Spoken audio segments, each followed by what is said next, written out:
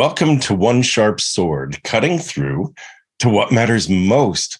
I'm your host, Dr. P, Dr. Wayne Pernell, the exponential success coach. And today, my guest is Ann Hince. Now, she has an amazing background. And sometimes when I say amazing background, it's she's done this or that or this or that. Her background is actually much more personal. And what she did, what I think is amazing, is what I would call the bounce. Before she was 20 years old, when she was 19, there was a hugely traumatic episode in her life.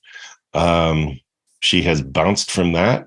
She went from a traditional job route also, and is now in a place of inner work and true healing. And I wanted to bring these concepts to you, our audience, because I think we need to be focused on more of our personal power along the way. So with that all said, let me welcome Ann Hince. Ann, welcome.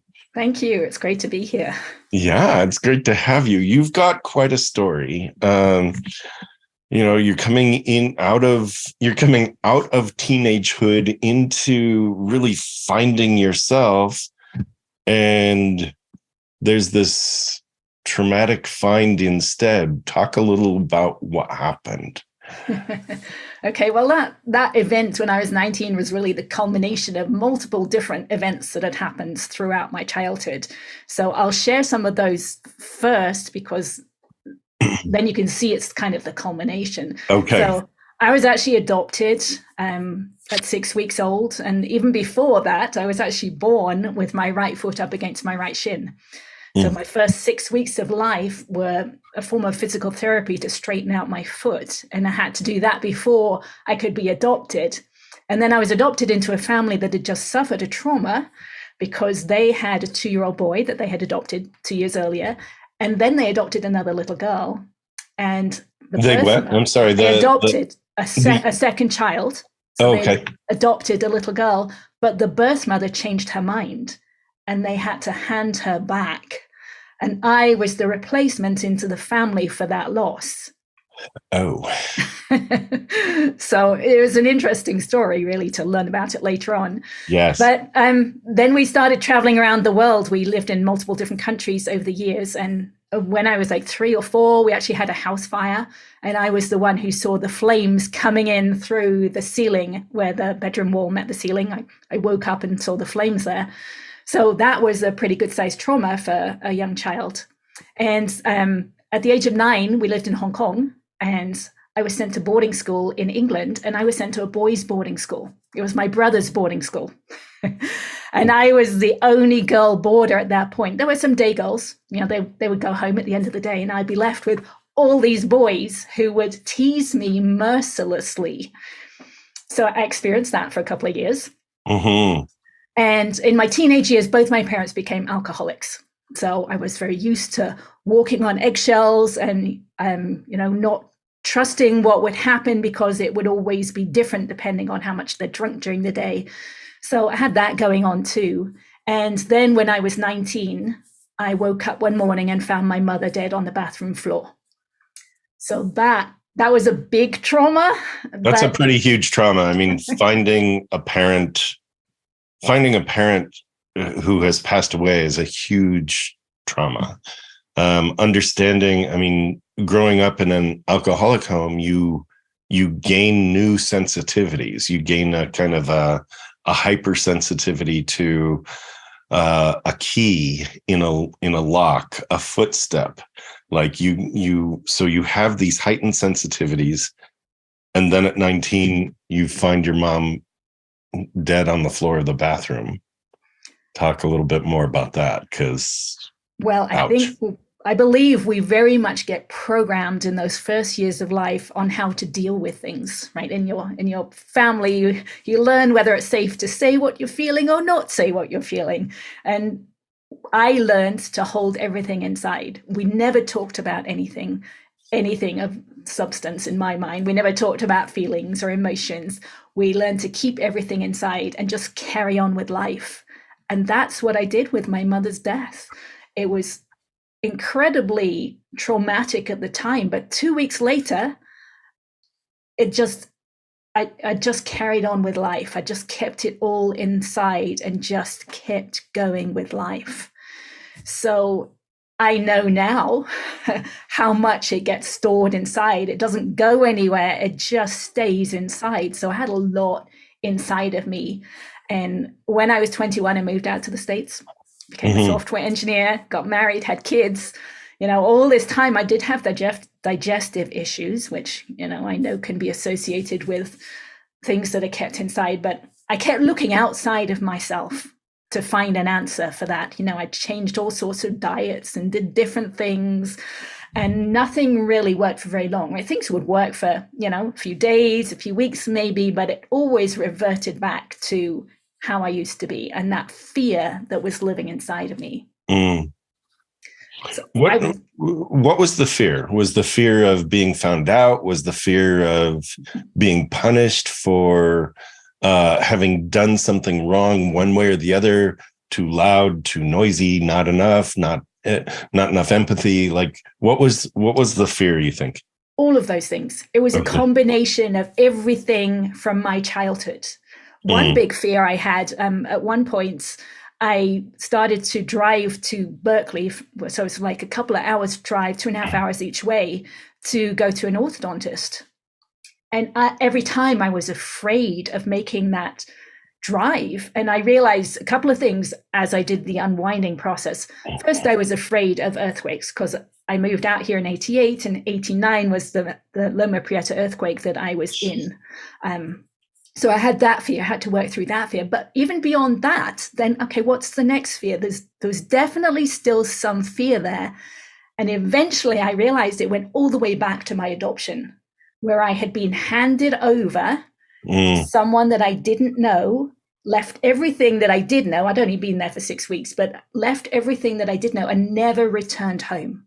That was the fear, that I would leave home and I would never come back again. So that was that deep fear all the way from those first few weeks of my life. Amazing.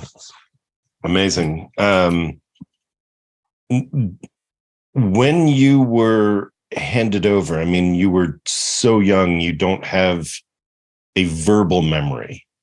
There's a physical and somewhat psychic memory that is embodied. When you were handed over, can you look back and say, okay, I have a sense of being well received, being loved? Or was there always for you a fear of, I could lose this. I could lose this security. I could lose this. I could be abandoned and alone in the world. Well, there were a lot of those feelings. I do not have conscious memory of that time. No. I know the process that I've gone through that we haven't got to yet is totally an unwinding of that. It's an opening up of the subconscious mind. So I could hook into that memory, that realization that that's what the fear was. But I don't really have any conscious memories other than the stories, right? I've heard stories from different people. My birth mother's still alive. I found out we met each other when I was 17. And she's still alive. So I've heard her stories of what happened. And I know the stories, some of the stories from my adopted parents. So I can work through those with the release techniques that I've done over the years and pick up bits and pieces, but not all of it. Do you feel safe in the world now?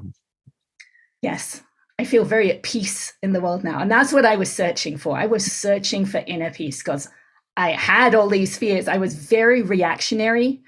I was easily triggered by many, many things. I would say I had PTSD, or complex PTSD, I think is what they call it these days, from those childhood experiences. And I did not want that. I so wanted to be at peace inside. And I'm not fully there yet. There are still some things that trigger me to this day, but I will work with those triggers because I know working with the things that come up is where we can find our peace.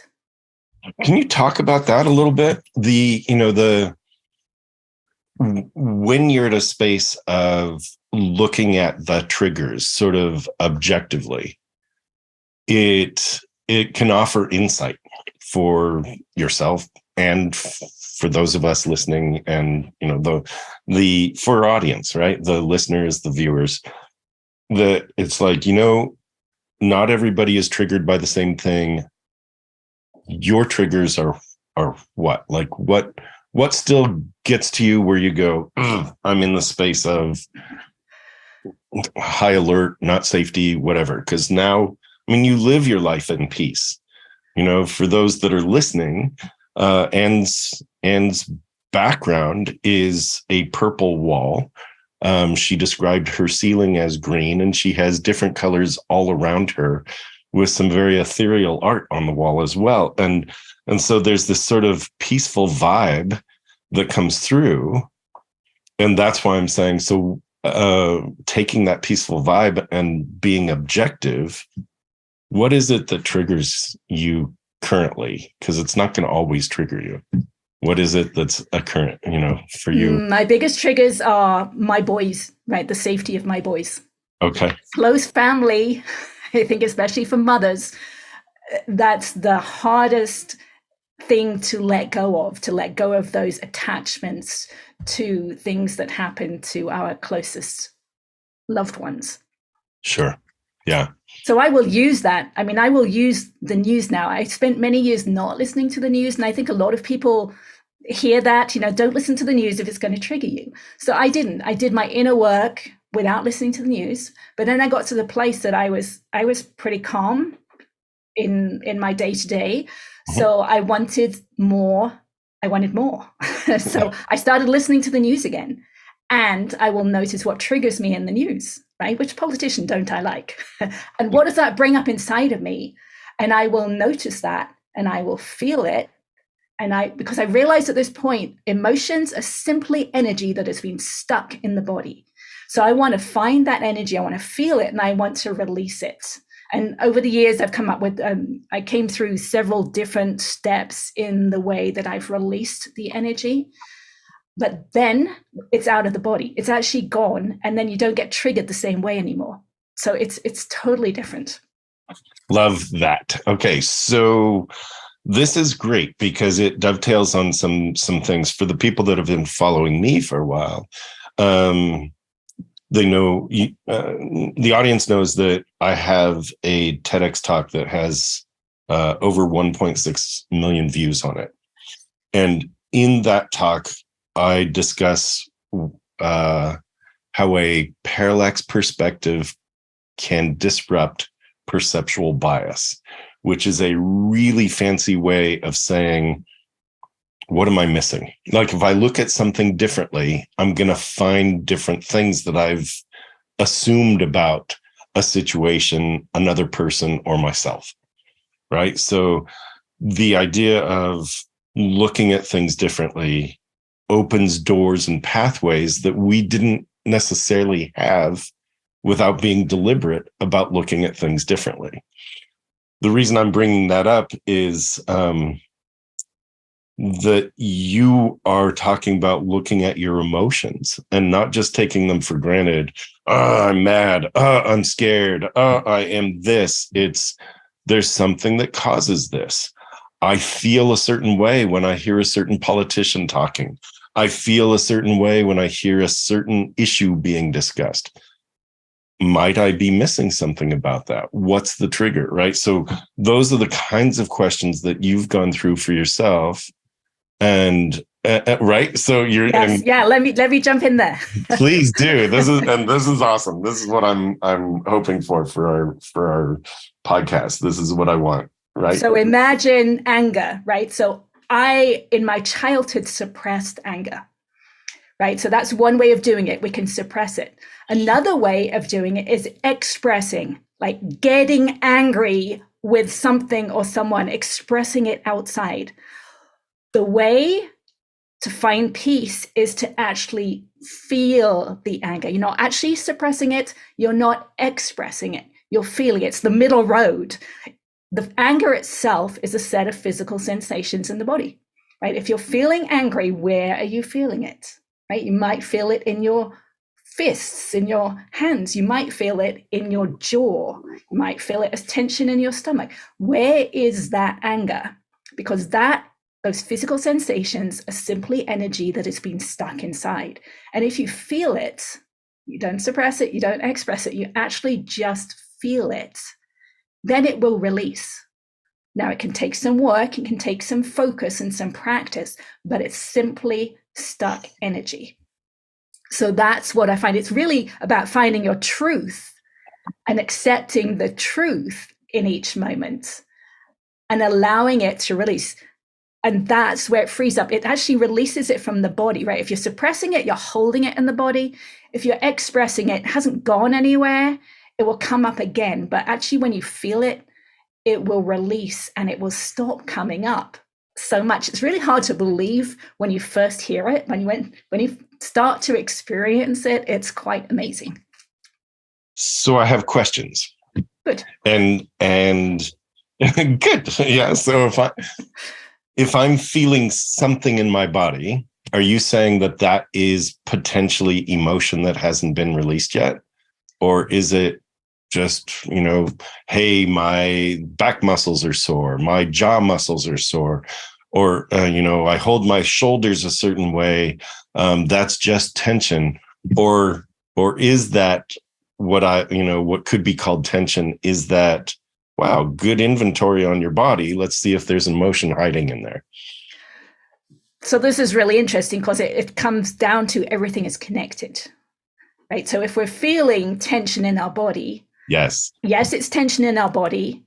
Yes, there are probably thoughts and emotions and memories attached to it, but we might not necessarily be aware of that, right? And does it matter? In some respects, it doesn't matter. If we can feel that tension in our shoulders, if we feel it enough, it will release. And as it releases, believe it or not, a memory might pop into your mind of what was stored there with that tension. And it's just releasing. You don't need to do anything about the memory necessarily.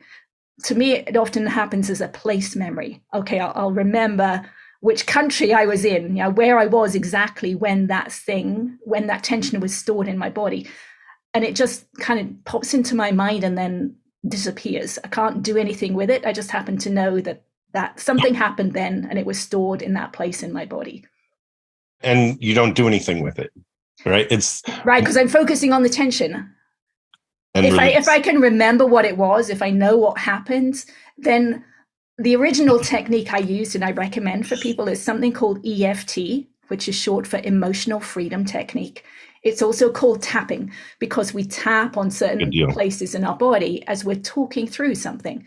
So if I remembered what the memory was, I would tap through the memory and talk through it. It's a lot of people have been to talk therapy.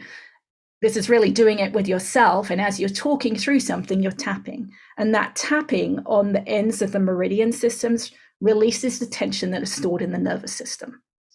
So it's releasing the energy around that memory. So if you have a memory that's traumatic, right, like I did with my mother, I didn't have any physical sensations around it because I just stored everything. I just didn't know what I felt at the time. But I have the memories, I have the story, so I could tap through the story, which releases some of those layers that were protecting myself. And as I would tap through it, I would become aware of the emotions that I had suppressed.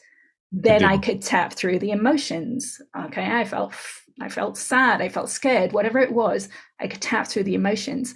Over time, I then became aware of the physical sensations that are underneath the emotions. Then I could work at that deeper level. And that's a deeper level of awareness, which brings me back to something you said a little while ago about those perspectives. One of the things that I've realized over the years is that when I started out, I did not have a deep level of awareness or perspective, right? But as I've gone through releasing this tension over time, my neck, which used to be very tight, has become loose because it's all connected, right? So as I can move my neck in all sorts of different orientations that I couldn't use before, I can now put myself in the shoes of many other different types of people and see from their perspective that I couldn't before, which is a deeper level of awareness. That's great. Let me offer a disclaimer at this point, right? That we're talking about tapping.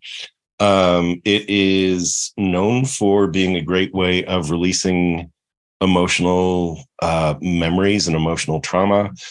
This podcast is not intended to be therapy or to be recommending, to be known for recommending or advising on therapy of any sort, or offering. I'm just doing a kind of an impromptu sort of disclaimer, because we're not promising any life-changing kind of outcomes for you. That said, I've experienced tapping, and I would invite, not advise, I would invite anybody who's interested in exploring that, because the tapping technique is very interesting. It provides a different focus than most people are used to. It opens, it is purported to open meridians. Awesome. You have to figure out if you like the idea of Eastern meets Western kind of concepts. With all that said, anything that you can do to release trauma might be worth exploring, and anything you can do to release and recognize connectivity might be worth exploring. So I've experienced tapping. It's I use it personally for energizing, breathing and tapping and breathing and tapping, and deliberately bringing my awareness to an energetic space of let's go, right? There's there are things to do today. Let's go, right? So you are bigger than the life you are leading. It really is time to attend to that thing you've wanted to do or have, but you've been putting off. It's time to step into that dream you've parked for someday. It's time to claim true well-being, both personally and professionally, without giving up the success that got you here. It's time to check out Dr. Pernell's signature small group retreat, the Exponential Success Summit. Explore exponentialsuccesssummit.com. Seats are extremely limited, as this is a very special small group event. www.exponentialsuccesssummit.com. How did you find tapping, and if you were to kind of offer a book or a program that people can use to explore it, where would you guide them? Okay, so the first time I experienced tapping, I'd actually had what I call a business altercation with a couple of other mothers at my boys' school, and This was the beginning of the change for me. It was so intense. They told me I'd done something wrong. I didn't think I'd done anything wrong, and my mind just spun out of control. It just went over and over everything they'd said and I'd said, what I could have said, what I could have done different. Like for 3 days, it was so intense. I knew I had to change. Something had to change. And in that time frame, I actually went to a doctor's appointment. Now, he was a holistic physician, so he had more tools in his toolbox than many physicians do. But he recognized I was more stressed than I should be, given that I was a stay-at-home mother with 2 young boys, right? And healthy young boys. He knew my boys. And he recognized I was more stressed. So he asked me on a scale of 0 through 10 what my stress level was. And I said 8. And then he asked me why. And that's when I realized, it was finding my mother dead on the bathroom floor when I was 19. Now, at this point, I'm in my late 30s, right? So those tears from that event was still just under the surface decades later. So he tapped with me. He tapped with me about my mother's death for about 15 minutes. I let those tears flow. And afterwards, on my way home, I realized I could tell the story of her death in my mind for the first time ever without the tears there. And that's when I realized, okay, this is very powerful. And I realized, oh, those memories and those emotions, they're just stored physically in our body. And if we know how to do it, we can let them go. And so that's where my journey started. And I used EFT on myself. I learned everything about it that I could. I tried it out. I had a cat at home at the time who was 17 years old, and his kidneys were starting to fail. And I wanted to try out this technique because I had to give him a saline injection, like an injection every day. And the first day, my hand was shaking so badly. I knew I wasn't going to be able to do it every day. Right. So if you're a business owner or something, you can probably relate to this. There's maybe some things that you don't want to do each day. So I tapped about every aspect. I tapped about my hand shaking. I tapped about my fear of hurting my cat. And I tapped about all the memories from all the injections I had had as a child. And the next day, when I gave him the shot, the needle slid right in. And that's when I realized, okay, this is really powerful. And I'm going to start using this. So I tapped through I wrote down every emotional memory I could think of from my childhood. And I tapped through one each night for about an hour to an hour and a half each night. And my whole experience of life changed. And it was just huge. That's a lot of tapping. I was determined. When you first started telling this story, I thought you were going to say you tapped on your cat. So I'm glad it was. I wrote it down and I decided to do, it's in some ways, like if you step back from the tapping piece, it's like, okay, I did a physical process while meditating on a very specific item. And the tapping may or may not release energy. I'm going to say from my experience, it does. From your experience, it does. The thing is that you're focused on a very specific thing for an hour to an hour and a half. And when you do that, you do get a chance to kind of see it from all angles, right? From all different perspectives. And it can absolutely, it loses its potency. If you're not sucked into it, it loses its potency. It is now just a neutral event, right? You're looking at it clearly. You're opening up that wound, which is actually physically inside of us, right? That memory, my mother's death was a wound inside of me that needed opening up. It needed looking at very clearly, very closely. And as you do it, that's why I spent the time, because you start looking at a memory, you tap through it, more memories, more details of the memory will come up. And then you can tap through that, right? So you're opening it up layer by layer by layer until it just becomes a story. It's just something that happens. There's no emotions anymore. And to me, that's how you can tell EFT is working. It actually provides feedback, right? Many people will yawn as they start releasing energy. Some people will burp. It becomes easier to tell the story if you release the tears, right? And you're not as upset anymore, you can tell the story without the emotions there. Things have shifted when you can tell the story, and it's just a story, like you're reading from a book. But if you hold your breath, or if there's emotion coming up inside of you, there's still something to release. Now, in terms of looking at something about EFT, Gary Craig was the original person who developed EFT, and he has videos out there. I have a video on my YouTube channel which goes through it in detail, because there are a lot of videos on EFT out there where you're actually tapping through a script, someone else's words, or you're tapping through something positive. Now, ideally, you want to use your own words because it's your experience, they're your emotions. You need to put words to what you're feeling and release that. That's where the power is. And the power of EFT, in my experience, is working with the negative. It's the negative that's stored inside our body as darkness. The positive isn't stored there the same way. I'm not quite sure where it's stored, but I can see at this point, I can sense inside my body, and I can sense the negative there as darkness, as tension. And that's what we want to focus on. But you can tap on the positive, but what it's working on is your resistance to it, to that positive. Yeah, so it's always working Makes on the sense. negative. Yeah, makes sense. So the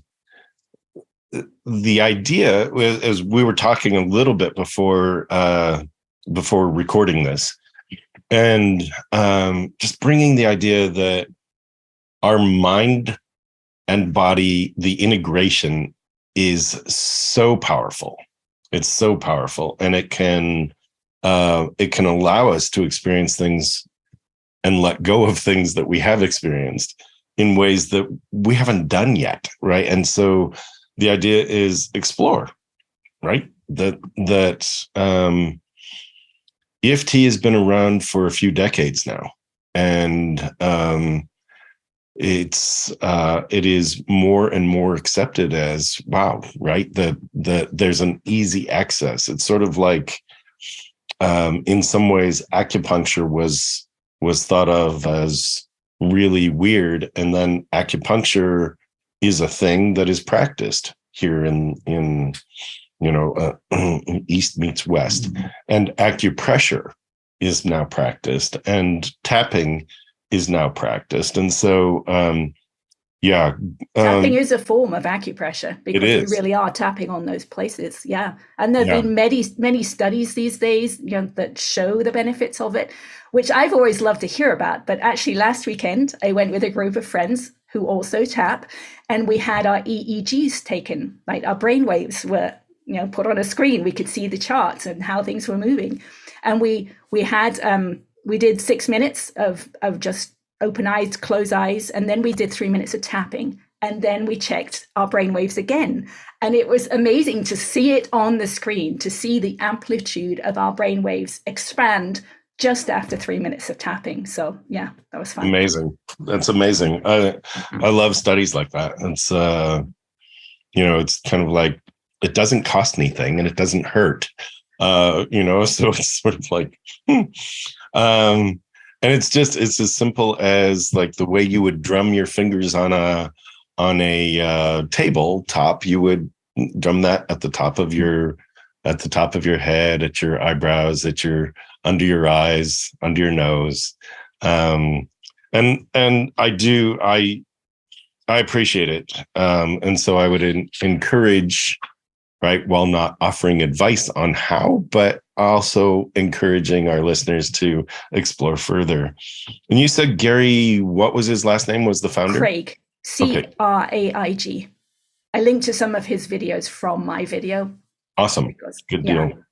Amazing. If you were to say like the one thing that, it's like, look, from all my stories, from all of my efforts, from all of the work I've done on me, the gift I would give the audience is like this piece of knowledge. What is that?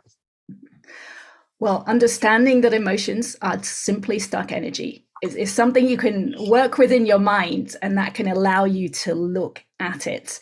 But the first step I always suggest is just start noticing when you become emotional.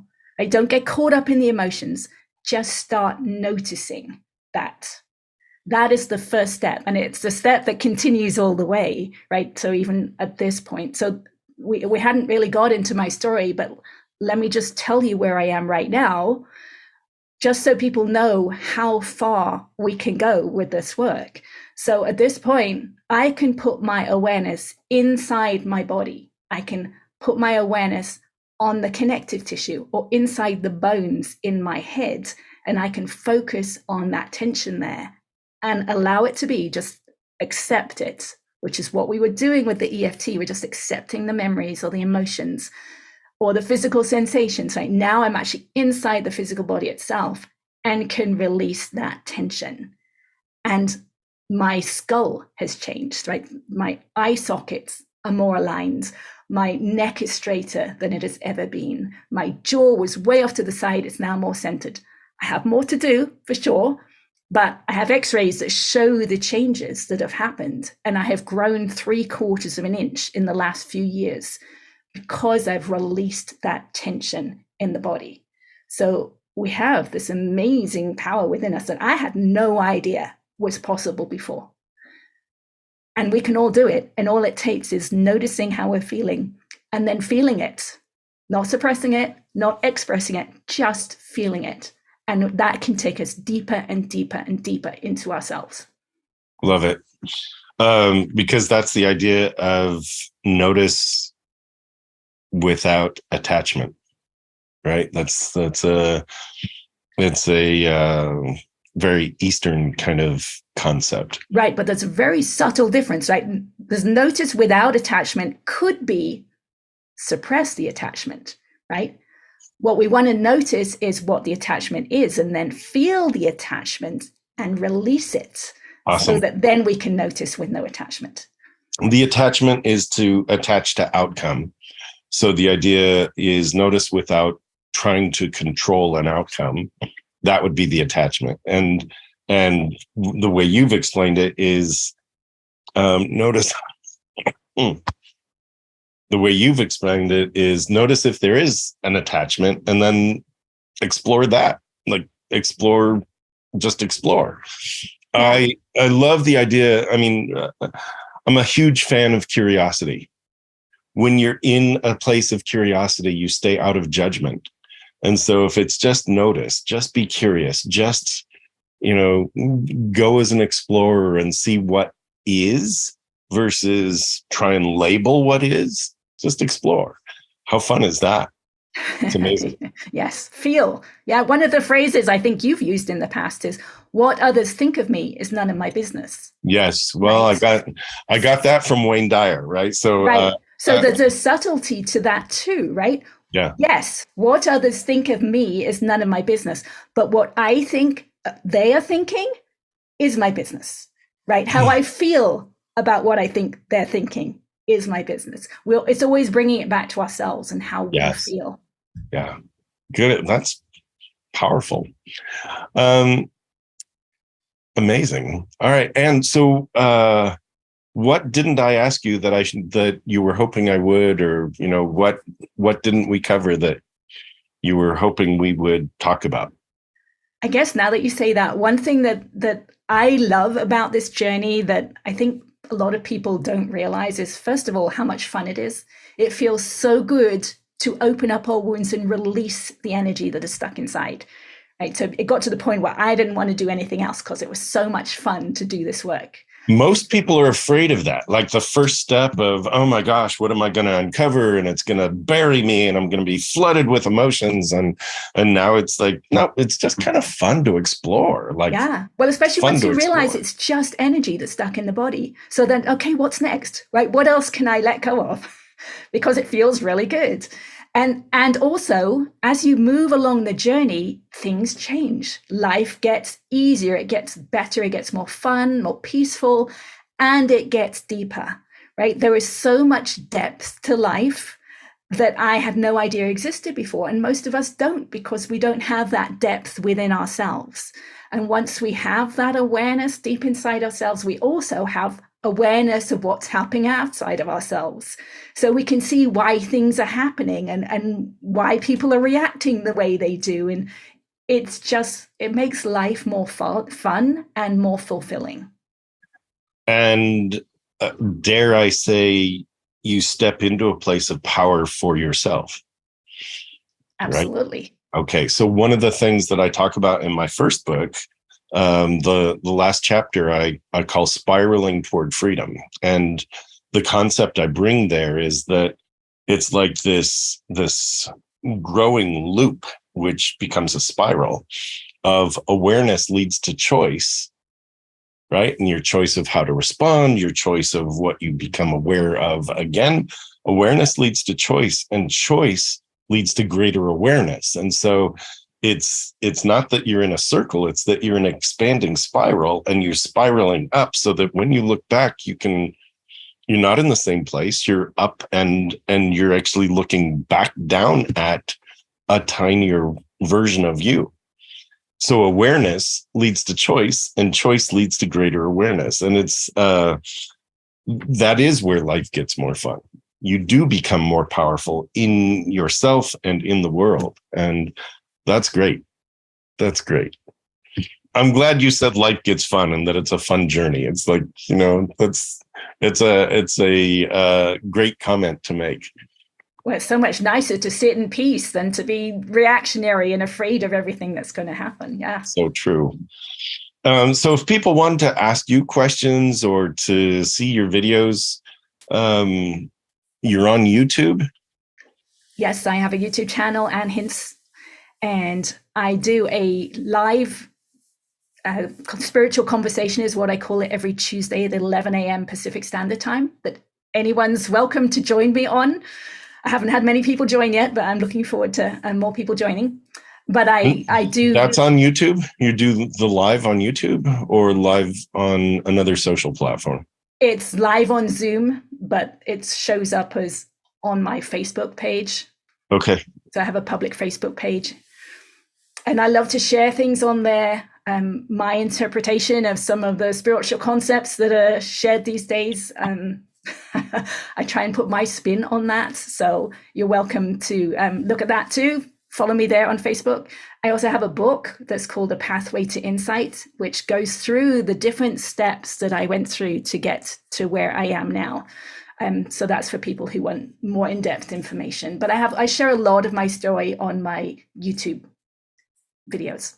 Okay. Well, the show notes will have the link to your YouTube.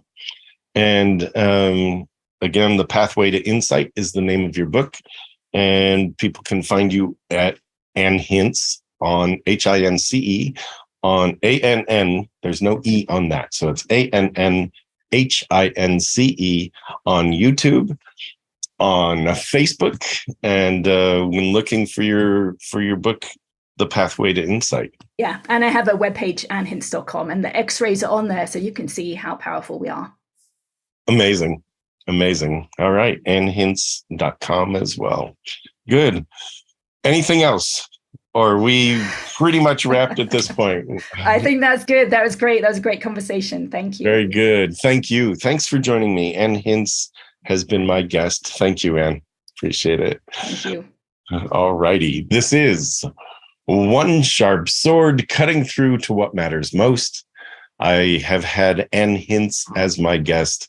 I am Dr. P, Dr. Wayne Pernell, the Exponential Success Coach, and we'll see you again here next time. Thanks for joining us.